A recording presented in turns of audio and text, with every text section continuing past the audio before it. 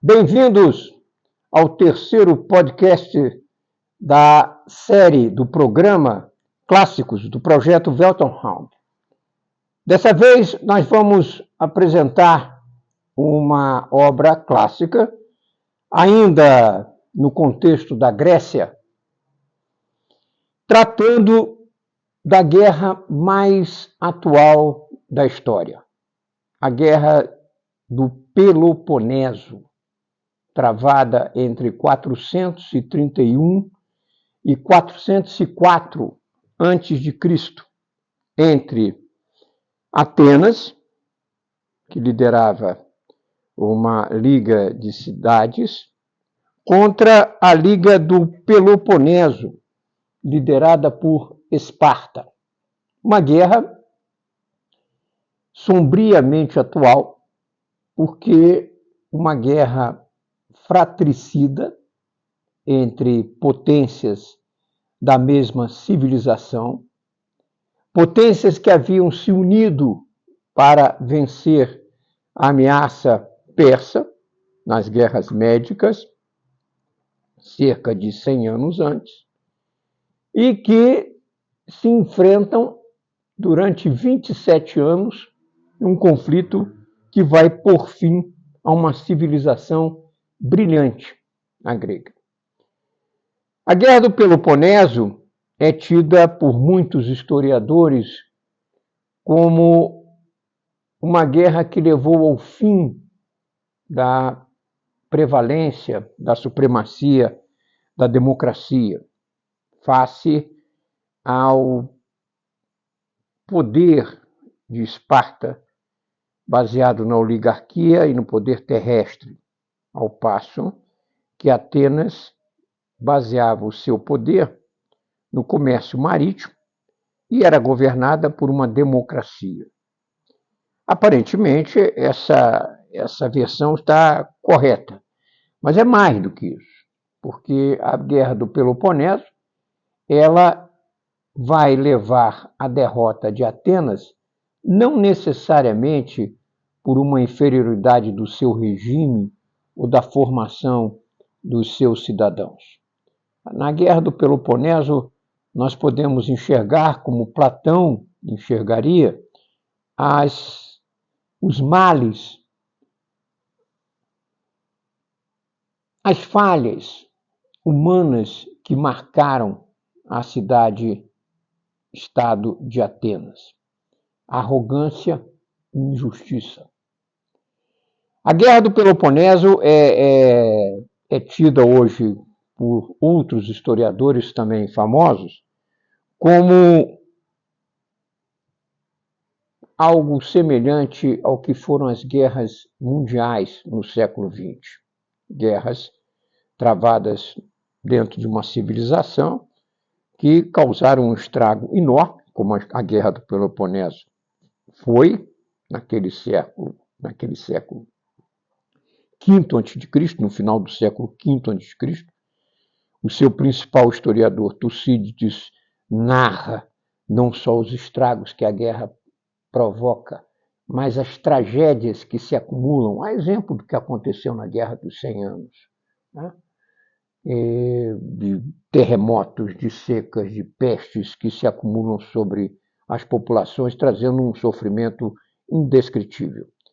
Vale a pena fazer um outro paralelo, que Guerra do Peloponeso foi uma denominação posterior a um conjunto de guerras que se sucedem entre essas ligas de cidades com diferentes nomes e motivadas, acima de tudo, pela ambição, né, de Atenas, uma talassocracia, uma potência baseada no comércio marítimo, que desperta o temor das outras cidades da Grécia, particularmente daquelas cidades no Peloponeso, que é uma parte da Grécia ligada ao continente pelo Istmo de Corinto. Desde antes das guerras médicas, aí havia se constituído uma liga de cidades lideradas por Esparta, representando o poder terrestre, que com a vitória sobre os persas nas guerras médicas vai evoluir para uma nítida supremacia de Atenas. E o poder de Atenas desperta um temor muito grande nessas cidades e provoca uma série de enfrentamentos que vão se reunir dentro dessa denominação, Guerra do Peloponeso. A Guerra do Peloponeso e a sua história, que é o que nós vamos apresentar hoje, redigida por Tucídides, que foi um general ateniense que foi exilado de Atenas por uma suposta falha em operações militares sob sua direção. Essa narrativa, essa história da Guerra do Peloponeso é considerada realmente a primeira obra de história. Embora muitos atribuam a paternidade da história a Heródoto, a obra de Heródoto, História, estava eivada de erros, de imprecisões, de mitos, de algumas falácias e grandes contradições. O pai da história moderna, o moderno historiador, na nossa concepção, é Tucídides, não só porque ele faz uma análise das origens da guerra, das causas da guerra, além de descrever a guerra, como ele trata da humanidade presente nessa guerra. A história da Guerra do Peloponeso, redigida por Tucídides, é um tratado de ciência política, além de história militar. Por isso que nós podemos dizer que a história como tal, cientificamente, nasce militar e política na obra de Tucídides. Tanto ele como Heródoto foram à Guerra de Troia para explicar a ancestralidade daquele conflito na civilização grega. Mas, ainda assim, eles trazem Troia ao início da sua narrativa de uma maneira não apoiada em fatos concretos, como nós temos hoje. Ainda tem muito de mito. Mas é importante que nós reconheçamos isso, porque tanto Heródoto como Tucídides trazem aquela mitologia que está contida na poesia de Homero, que nós tratamos no primeiro programa dessa série, a Ilíada. Eles trazem isso como uma demonstração do pensamento grego a respeito da guerra, da realidade da guerra na cultura grega. A Guerra do Peloponeso por Tucídides é um clássico, sem a menor sombra de dúvida. Mas eu vou me permitir hoje falar um pouco mais da abordagem sobre esse clássico. Nós vamos ter a satisfação também de destacar um trabalho brasileiro sobre a Guerra do Peloponeso. A tradução e a apresentação dessa obra por Ana Lia Amaral de Almeida Prado. Além de fazer uma tradução do grego para o português, a exemplo do que Humberto de Campos fez com Ilíada, Ana Lia, na sua tese de doutorado na Faculdade de Filosofia, Letras e Ciências Humanas da USP, de 1972, promoveu esse trabalho de análise metodológica do trabalho de Tucídides de uma maneira poucas vezes vista. Porque, Ana Lia, aqui nesse volume, o que eu estou querendo dizer é o seguinte: podem valorize aqueles que não tiverem, eu sugiro que procurem encontrar a obra completa, são os 8 volumes encadernados numa brochura só, da história da Guerra do Peloponeso. Mas se realmente quiserem entender ou se aprofundar um pouco mais sobre as características da obra, tenham também esse livro 1 da Guerra do Peloponeso, com a tradução e apresentação de Ana Lia Amaral de Almeida Prado. Por quê?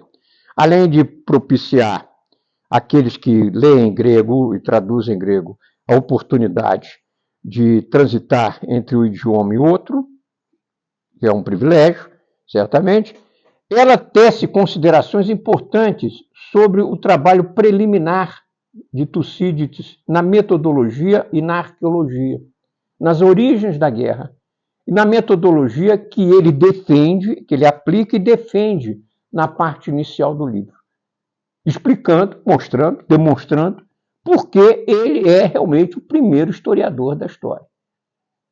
E por que ele produziu tanto em termos de análise do ser humano quando exposto às rivalidades, aos conflitos de interesse.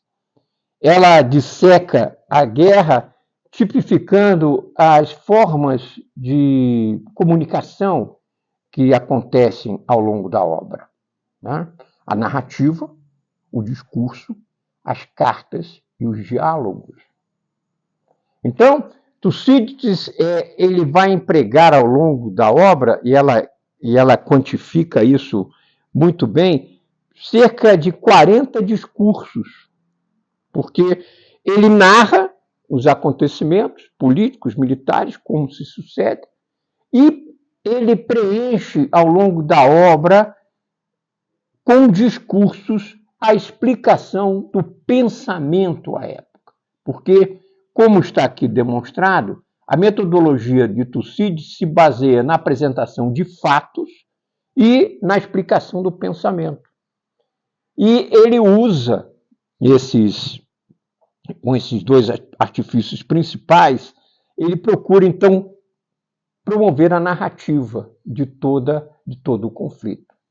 Mas ele usa ainda, como eu disse, as cartas e os diálogos. A Guerra do Peloponeso é conhecida por 2 pronunciamentos, que eu acredito que a maioria que nos acompanha já tem ideia quais são. A oração fúnebre de Péricles, em que Péricles faz uma homenagem no primeiro ano da guerra aos mortos de Atenas na guerra. É um discurso essencialmente, digamos assim, em termos modernos, poderíamos dizer, ideológico, em que ele festeja Atenas, ele comemora as virtudes cívicas de Atenas, do regime de Atenas, mas também expõe ali uma pretensão ateniense de governar e de dominar os outros povos, um sinal daquela injustiça que nós nos referimos. E qual outro grande documento, grande comunicação que hoje em dia está muito atual, porque é o carimbo, é a epítome da ideologia do poder sobre o direito, da prevalência da injustiça sobre a justiça na relação entre as nações. O famoso diálogo dos Mélios, em que uma pequena ilha tenta inutilmente demover os atenienses a destruírem, de matarem todos os homens e escravizarem todas as mulheres e crianças, porque ela queria permanecer neutra na guerra. Então, esse é uma outra comunicação que Tucídides lança a mão, além de oração fúnebre e o diálogo dos Mélios, como nós temos várias outras, uma muito importante é o discurso dos atenienses perante os espartanos, antes da deflagração do conflito, e por aí vai, que Tucídides lança a mão, porque o que acontece com ele? Ele era um estratego, um general ateniense, eleito, escolhido para desempenhar aquela função, e no início da guerra ele recebe a omissão e não consegue dar cabo dessa missão, ainda que, pelo que nós sabemos hoje em dia, ele não tivesse culpa disso. Ele não tivesse. Ainda assim, ele foi punido, exilado, perdeu o posto e passou 20 anos exilado de Atenas assistindo à guerra. Desse exílio, ele pôde, então, com testemunhos, com conversas com atores de ambos os lados, ou testemunhos e depoimentos, compor uma visão da guerra, ainda que sempre do ponto de vista ateniense, porque ele mesmo exilado não abre mão dessa condição de ateniense. Ele, então, compõe esta obra, lançando mão desses artifícios, narra, apresenta discursos que são imaginados, são criados por ele. Nota-se uma grande similitude de estilos, embora ele transmita muito bem as diferenças de pensamento em termos de origem daqueles discursos. É uma obra magnífica.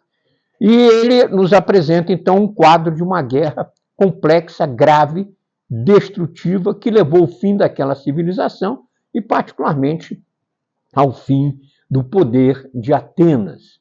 Essa decadência política de Atenas vai ser depois explorada a fundo, com menções à Guerra do Peloponeso, nas obras de Platão, né? Vai ser vivenciada por Sócrates, a vítima primeira da grande injustiça cívica, né? Quando ele é condenado pela democracia ateniense após a guerra, e Platão, que vai redigir, criticar e analisar tudo isso em profundidade.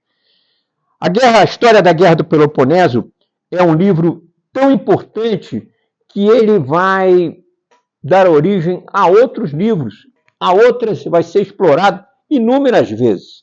E eu vou aqui lançar mão de uma obra importante em termos de história militar, que eu comecei a traduzir para a Biblioteca do Exército, que é o Livro da Guerra. Esse livro se abre com 2 capítulos, 2 trechos.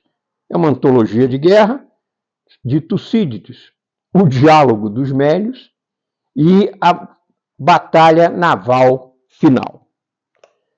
Escrito por John Keegan,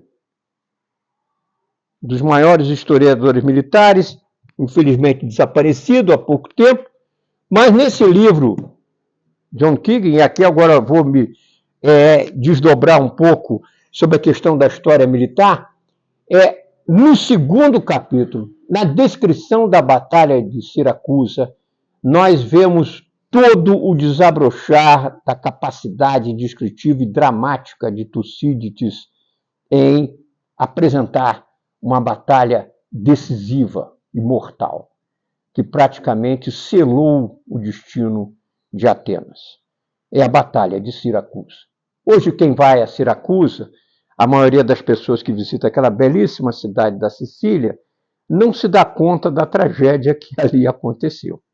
Em 413, já chegando para o final da guerra, 413 a.C., num movimento, mais uma vez, imprudente, nós vimos que a guerra foi promovida pela injustiça e pela arrogância, que o grego considerava filhas do mesmo mal, o de respeito ao divino, o de respeito ao transcendente, as 2 filhas desse mal. Atenas resolve promover uma guerra a oeste, não mais a leste, na Jônia, no Mar Egeu. Ela resolve promover uma guerra na Grécia Magna, que era o nome da Sicília, onde havia várias cidades, colônias gregas. Uma disputa entre Segeste e Selinunte é aproveitada por Atenas para atacar uma aliada de Esparta, que era Siracusa. É dramática a descrição da batalha. Como os atenienses demoram a obter uma decisão no cerco à cidade e cometem a imprudência de colocar a sua frota dentro daquela baía linda que você hoje verifica lá em Siracusa, mas pela descrição de Tucídides você vê exatamente que é aquele local e pode imaginar o que ali ocorreu, quando eles então têm a entrada da baía bloqueada pela frota espartana que chega com seus aliados. E na tentativa de romper a frota se trava uma batalha terrível, na qual os remadores atenienses acabam perdendo a coragem, como John Keegan explora, e desistem de romper o cerco, e todo o exército ateniense ou é morto ou aprisionado, e os sobreviventes terão um fim terrível nas minas em Siracusa, que é um lugar sombrio, hoje aberto à visitação pública. Com isso, nós queremos deixar a mensagem, a ideia de que o clássico A Guerra do Peloponeso é uma obra-prima, é um clássico literário da melhor qualidade e importância para a nossa civilização, como um alerta que perpassa todos esses séculos até os dias de hoje, mas é também um livro de história militar na acepção da palavra. mostrando a necessidade dos valores morais no embate, no confronto de vontades que é a guerra. Com isso, fica então o nosso apelo, a nossa mensagem de valorização da história da Guerra do Peloponeso como um clássico que deve merecer a nossa atenção ou um lugar de destaque nas bibliotecas. Grande abraço, até a próxima.